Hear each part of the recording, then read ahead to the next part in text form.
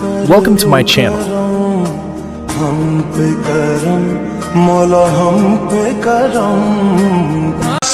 সেটা হলো জানাজার নামাজ বা জানাজা, এটাকে দোয়া মনে করে। এই জন্য অনেকে জানাজা করে আর দোয়া করতে চায় না, তারা বলে জানাজাটাই দোয়া। আমি তাদের প্রতি সম্মান এবং বিনয় রেখে বলবো, জানাজা কখনোই দোয়া নয়। জানাজাকে মহান আল্লাহ তাআলা নিজে সালাত বলেছেন, নামাজ বলেছেন।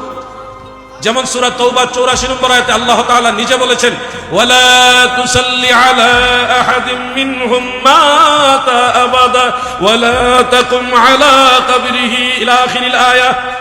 আল্লাহ তাআলা জানাজাকে ওয়ালা তুসাল্লি আলা আহাদিন মিনহুম মাতা আবাদা, মুনাফিক কেউ মারা গেলে তাদের উপরে কখনই আপনি জানাজার সালাত পড়বেন না। আল্লাহ তাআলা নিজে জানাজাকে সালাত বললেন। কি বললেন? জোরে বলেন, কি বললেন? সালাত বললেন। তাহলে আল্লাহ কি মিছা কথা কয় নাকি? নাউযুবিল্লাহ। আল্লাহ তাআলা বলছে জানাজা সালাত। নবী করিম সাল্লাল্লাহু আলাইহি ওয়াসাল্লাম জানাজাকে সালাত বলেছেন। একটা প্রসিদ্ধ হাদিস অনেকেরই মুখস্থ আছে, ইযা সাল্লাইতুম আলাল মাইয়িত ফাখলিসু লাহু দুআ। এখানে খেয়াল করেন প্রথম অংশটা, ইযা সাল্লাইতুম, যখন নামাজ পড়বে, সালাত পড়বে, আলাল মাইয়িত, মৃত ব্যক্তির উপরে। তাহলে প্রিয় নবীজি জানাজা বা মৃত ব্যক্তির উপরে যেটা পড়া হয় এটাকে নবীজি সালাত বললেন। ইযা সাল্লাইতুম, তোমরা যখন সালাত করবে। তাহলে আল্লাহও বলল জানাজা সালাত, আল্লাহ রাসূলও বললেন জানাজা সালাত। এবার আপনি কি বলছেন শুনেন। জানাজা পড়ছেন তো আপনারা? জীবনে একবার হলেও পড়ছেন তো? তাহলে নিয়ত করছেন নি? নিয়ত, হ্যাঁ, মনে মনে করেন আর মুখেই করেন, নিয়ত তো করছেন। তো জানাজার নিয়ত যারা পারেন, আপনারা নিয়তটা একটু শুনেন। আমি পড়বো, এক জায়গায় ইচ্ছা করে ভুল করবো, আপনারা ধরবেন। পারবেন না ইনশাআল্লাহ? নাওয়াইতু আন ওয়াদ্দিয়া লিল্লাহি তাআলা আরবাআ তাকবীরাতে দুআইল জানাজাতে। হ্যাঁ, মারহাবা। বুঝে গেছে? দেখছেন এখানে কি হবে? দোয়া হবে না সালাত হবে? সালাত। দেখেন আপনি নিয়ত করার সময় আল্লাহ তাআলার সাথে বলছেন যে আল্লাহ আমি সালাতুল জানাজা পড়তেছি, আরবাআ তাকবীরাতে সালাতিল জানাজাতে, সালাত বলছেন। আপনি নিয়ত করছেন সালাত কইয়া, আর এখন কোন এটা সালাত না, এটা দোয়া। তাহলে তো আপনার কথা আপনি পয়সা গেলেন। মাইকিং করলেন মরহুমের জানাজার দোয়া নাকি? মরহুমের জানাজার নামাজ কইছেন, মাইকিং করলেন নামাজ, নামাজ কইয়া, নিয়ত করলেন নামাজ কইয়া। আল্লাহ কইছে নামাজ, আল্লাহর রাসূল বলেছেন নামাজ, আর এখন কোন এটা নামাজ হই না। তাহলে কেমন হইলো কোন দিন? ভাই আমার ভুল বুঝবেন না।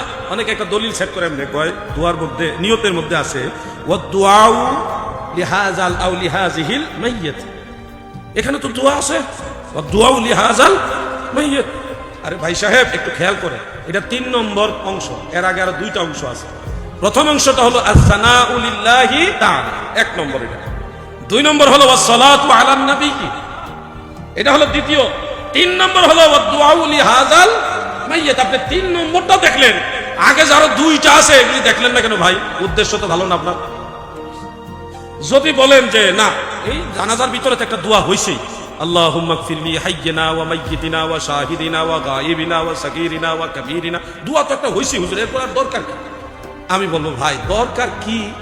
এটা যদি আপনাকে এইভাবে বলি যে আপনাদের এই এটা মাধবপুর না, মাধবপুরে ভাত খাননি আপনারা? ভাতের ভিতরে পানি আসেনি? তরকারির ঝোলের ভিতরে পানি আসেনি? আপনাদের মাধবপুরের ডাইলের মধ্যে পানি আসেনি? ধরেন পানিওয়ালা ভাত খাইলেন, পানিওয়ালা তরকারি, তরকারি ঝুলও খাইলেন, ডাইলও খাইলেন পানিওয়ালা। এখন যারা বলে নামাজের ভিতরেই দোয়া হয়েছে এর পর আর দোয়া লাগে না, তাদেরকে ভাত তরকারি ডাইল খাওয়াইয়া কইবেন ভাত তরকারি ডাইলের ভিতরেই পানি আছে, এখন আর পানি হইতা না। আসল বিষয়টা হলো আল্লাহ এবং আল্লাহ রাসূল আমাদের নিষেধ করছেন যে জানাজার ভিতরে যেহেতু দোয়া একবার হইছে আর করা লাগতো না। এই কথাটা তো আল্লাহ রাসূলের কথা না, এটা তো আপনার বানান না কথা। আল্লাহ রাসূল বলছে আকসিরুদ দুআ, বেশি বেশি দোয়া করো, বেশি বেশি দোয়া করো। আজকে আমি একটা হাদিস শরীফ শোনাবো, শুনি আমি আলোচনা শেষ করবো আর একটা প্রশ্ন উত্তর দিয়ে। যে হাদিস শরীফটা হলো আল্লাহ রাসূল সাল্লাল্লাহু আলাইহি ওয়াসাল্লাম আমাদের দয়াল নবীজি নিজে জানাজার পরে দোয়া করেছেন। মারহাবা বলেন। নবীজি যেদিকে আমরাও আছি কোন দিকে? জোরে বলেন কোন দিকে? সেদিকে।